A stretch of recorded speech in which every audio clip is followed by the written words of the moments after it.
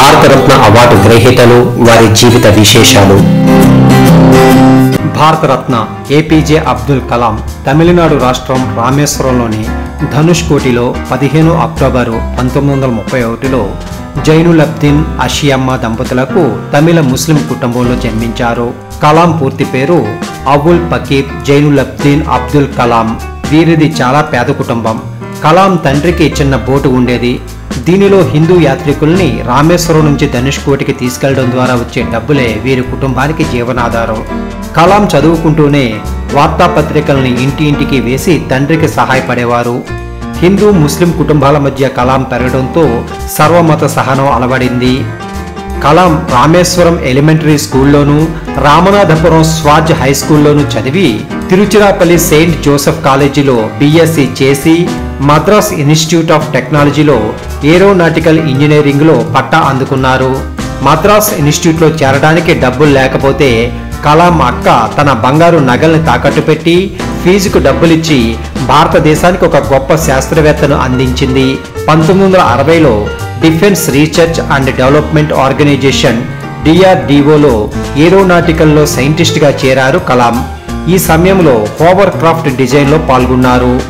Father of Indian space ప్రోగ్రామ్గా పేరున్న విక్రమ్ సారాభాయ్ ఆధ్వర్యంలోని Indian national committee for space రీసెర్చ్లో చేరారు కలాం.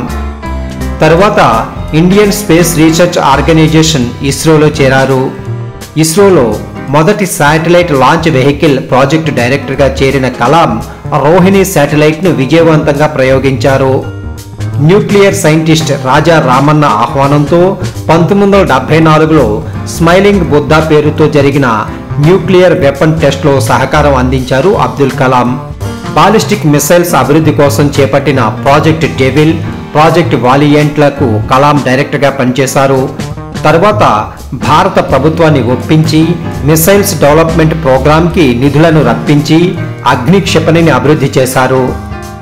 తర్వాత బాలిస్టిక్ మిసైల్స్ పృథ్వీ, త్రిశూల్, నాగ్, ఆకాశ్ మొదలగు వాటిని అభివృద్ధి చేసి దేశ రక్షణ రంగానికి వెన్నుదన్నుగా నిలిపి మిసైల్ మ్యాన్గా కలాం కీర్తి గడించారు.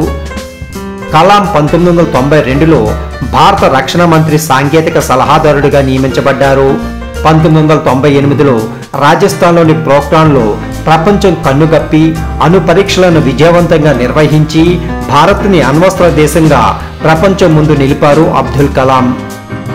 2002లో ప్రధాని వాజ్పేయి ఆధ్వర్యంలోని ఎన్డీఏ కూటమి అబ్దుల్ కలాంని భారత రాష్ట్రపతిగా ఎన్నికల్లో నిలబెట్టింది. కలాం అత్యధిక మెజార్టీతో నెగ్గి 25 జూలై 2002లో భారత 11వ రాష్ట్రపతిగా ప్రమాణం చేశారు. భారత రాష్ట్రపతిగా ఎన్నికైన మొదటి సైంటిస్ట్ మరియు బ్రహ్మచారి అబ్దుల్ కలాం. రాష్ట్రపతి భవన్ని ప్రజల కోసం తెరిచారు. కలాం రాష్ట్రపతిగా అనేక విద్యాలయాలకు వెళ్లి పిల్లలతో మమేకమై దేశభక్తిని నింపి ఎందరిలోనూ స్ఫూర్తిని నింపారు. కలలు కనమని వాటిని సాకారం చేసుకోమని ఉద్బోధించారు. రాష్ట్రపతిగా 25 జూలై 2007 వరకు తనదైన శైలిలో పనిచేసి ప్రజల రాష్ట్రపతిగా ప్రత్యేక ముద్ర వేసుకున్నారు. కలాం జీవితాంతం బ్రహ్మచారిగానే గడిపారు. శాకాహారాన్ని తినేవారు. శాస్త్రీయ సంగీతం అంటే ఎంతో ఇష్టం. కలాం వీణను ఎంతో చక్కగా వాయించేవారు. ఎంఎస్ సుబ్బలక్ష్మి పాటలంటే కలాంకి చాలా ఇష్టం. ఖురాన్, భగవద్గీత, తిరుక్కరల్ గ్రంథాలను బాగా అధ్యయనం చేశారు. తమిళంలో కవితలు రాసేవారు. ప్రముఖ్ స్వామి మహారాజును కలాం తన ఆధ్యాత్మిక గురువుగా భావించేవారు. కలాం ఎన్నో పుస్తకాలను రచించారు. India 2020, my spiritual experience with Pramukh Swamiji, wings of fire, India my dream వంటి ఎన్నో పుస్తకాలను రాశారు.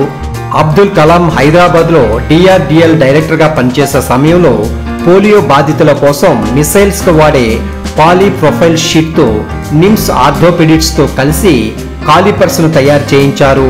3 కేజీల బరువుండే వాటిని 150 గ్రాములకు తీసుకొచ్చి పోలియో బాధితులకు గొప్ప ఊరటను కలిగించారు కలాం. ప్రముఖ కార్డియాలజిస్ట్ సోమరాజుతో కలిసి డిఫెన్స్ టెక్నాలజీతో గుండెకు వాడే స్టెంట్ని తయారు చేయించారు. ఇది కలాం రాజు స్టెంట్గా హార్ట్ పేషెంట్లకు తక్కువ ఖర్చులో అందుబాటులోకి వచ్చి ఎంతో సహాయకారినిగా మారింది. ఇలా టెక్నాలజీని మానవులకు ఉపయోగపడేలా చేశారు కలాం. అబ్దుల్ కలాంకి ఉపాధ్యాయ వృత్తి అంటే ఎంతో ఇష్టం. అన్నా విశ్వవిద్యాలయంలో ప్రొఫెసర్గా సైన్స్ టెక్నాలజీలపై క్లాసులు ఇచ్చి స్టూడెంట్స్కి వాటి మీద ఇంట్రెస్టింగ్ కలిగేలా చేశారు. ఏ విద్యాలయమైనా పిలిస్తే ఆనందంగా వెళ్లి విద్యార్థులకు ఉపన్యాసాలు ఇచ్చేవారు. పొడవాటి వెండి జుట్టుతో, చెరగని చిరునవ్వుతో, వడివడిగా నడుస్తూ చిన్నపిల్లల మనసుల్ని చూరగొన్నారు కలాం. ఎన్నో విశ్వవిద్యాలయాలు కలాంని గౌరవ డాక్టరేట్లతో సత్కరించాయి. అబ్దుల్ కలాంకి ఎన్నో జాతీయ, అంతర్జాతీయ అవార్డులు వరించాయి. 1981లో పద్మభూషణ్ అవార్డు, 1990లో పద్మవిభూషణ్ అవార్డుతో కేంద్రం ఆయన్ని సత్కరించింది. 1997లో ఇందిరాగాంధీ అవార్డు, 1998లో సావర్కర్ అవార్డు, 2000 సంవత్సరంలో రామానుజ అవార్డు అందుకున్నారు. 2008లో America engineering prize hover medal, 2013లో అమెరికాకు చెందిన వన్ బ్రాక్ అవార్డు అందుకున్నారు. దేశానికి అబ్దుల్ కలాం చేసిన సేవలకు గుర్తింపుగా 1997లో భారత అత్యున్నత పౌర పురస్కారం భారతరత్న అవార్డును ఆయనకు ప్రకటించి దేశం ఆయన్ను గౌరవించుకుంది. 2015 జూలై 27న షిల్లాంగ్లోని IIMలో విద్యార్థులకు ఉపన్యాసం ఇస్తూ కలాం గుండెపోటుతో 84 సంవత్సరాల వయసులో మరణించారు.